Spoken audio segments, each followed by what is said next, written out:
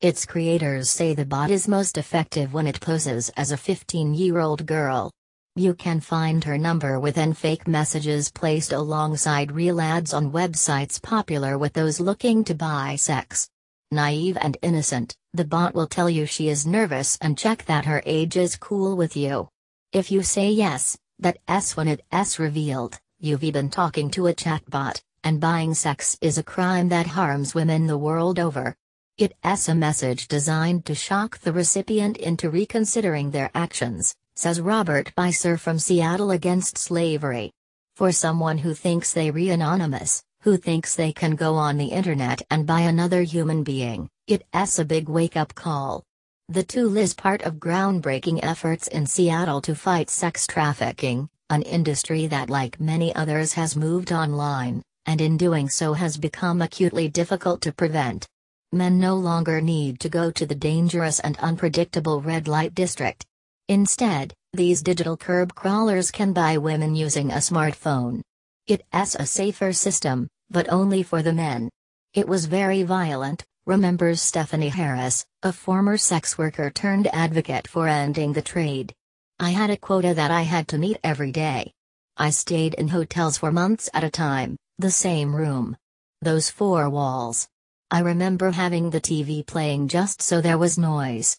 I remember sitting in there and thinking the whole world had forgotten about me. Using chatbots and machine learning, specialists here believe they can simultaneously achieve two huge goals: deter men and help women. The internet has removed some of the psychological barriers and dangers of engaging with prostitutes. The growth of the internet has expanded the marketplace dramatically, says Val Ritchie, Senior Deputy Prosecuting Attorney for King County, a region that covers the city of Seattle.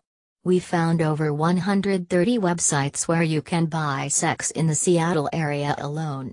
One of those websites was averaging 34,000 ads a month last year. Our experience has been that there are hundreds and hundreds of people in our area being exploited, and we think there are up to 300-500 children being exploited at any one time. One effective way of tackling the crisis has been to reinsert those psychological barriers, forcing morality into the minds of men with a reminder that what they're trying to do is wrong. But this approach is extremely resource-intensive, often requiring specialists to engage one-on-one with the John. We know that there are thousands of buyers online at any time of the day or night, Mr. Ritchie says. When we post a fake ad, we'll get 250 responses in the first 2 hours. There's no way that law enforcement has the capacity to respond to that. The chatbot allows us to connect with and deter all of those buyers online at any time. We've never been able to do that. The challenge for developers was to make sure this chatbot was authentic. Any unusual behavior, or nonsensical response, would tip off the target. We work with survivors of trafficking to ask them how a conversation like this would go, explains Mr. Beiser. It's the small touches that help here. Replies aren't instant. There is sloppy, bad English. It's by no means perfect, but during the bot's test phase earlier this year, 1,500 people interacted with the bot long enough to receive the deterrence message, a remarkable completion rate given the bot will ask for a selfie of the buyer as part of that conversation. As more people use the bot, the smarter it could potentially become. The project has the backing of Microsoft, one of the tech firms leading the way on natural language research. The bot isn't being used to arrest buyers, but that could be one application in future, Mr. Beiser says. The second part of efforts here is about helping women get out of the life. To learn more about that, I visited Aurora Avenue. To an unknowing eye, it's not immediately obvious what happens here. But as Amanda Hightower begins pointing things out, the telltale signs are everywhere, such as the fast food restaurant that has pimps watching out onto the street keeping tabs on their women. Ms. Hightower is executive director of Real Escape from the Sex Trade Trust. The organization's aim is to provide a safe and secure path for women looking to leave prostitution. Her work includes everything from giving women shoes and clothes, to driving to a location in the dead of night to pick up a woman who has sneaked out while their pimp was not around. Seattle's red light district looks precisely how you imagine: liquor stores, cheap motels and run-down car dealerships. As we wander up a couple of blocks, we see two women walking together. Ms. Hightower asks us to point our cameras away so she can talk to them discreetly. The women listen, but only for a polite moment. They know speaking to Ms. Hightower, an instantly recognizable figure with fire-red hair, could be dangerous. These interactions, which used to be the main way of reaching trafficked women, are becoming more rare as fewer women use Aurora Avenue as a way to attract business.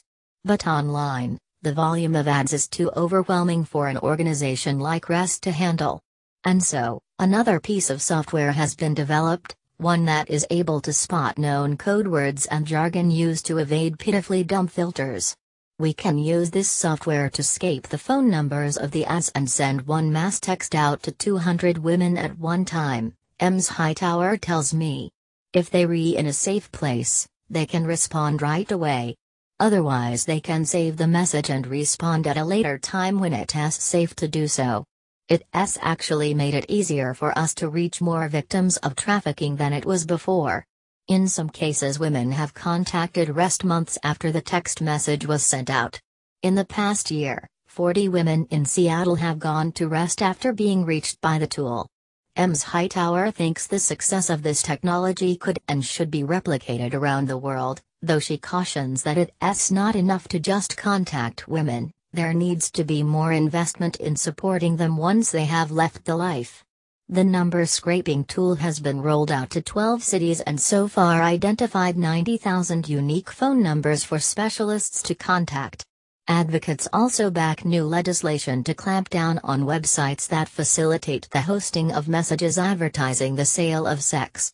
After a period of disagreement, and worries new laws might be too broad, the major technology companies have finally backed the Stop Enabling Sex Traffickers Act, known as SESTA.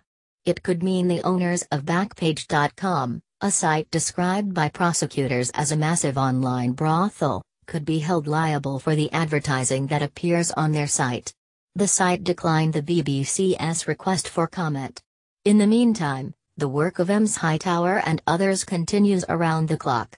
Just yesterday I had a young woman who's living in our residential program come up to me and she's like, "Amanda, I have a car, I have a license, I have insurance." Like. Insurance. Legit. Those are the moments that make it all worthwhile and seem less overwhelming, because we know we're making a difference. Follow Dave Lee on Twitter at DaveLeeb. You can reach Dave securely through encrypted messaging app Signal on +1 628 400 7370.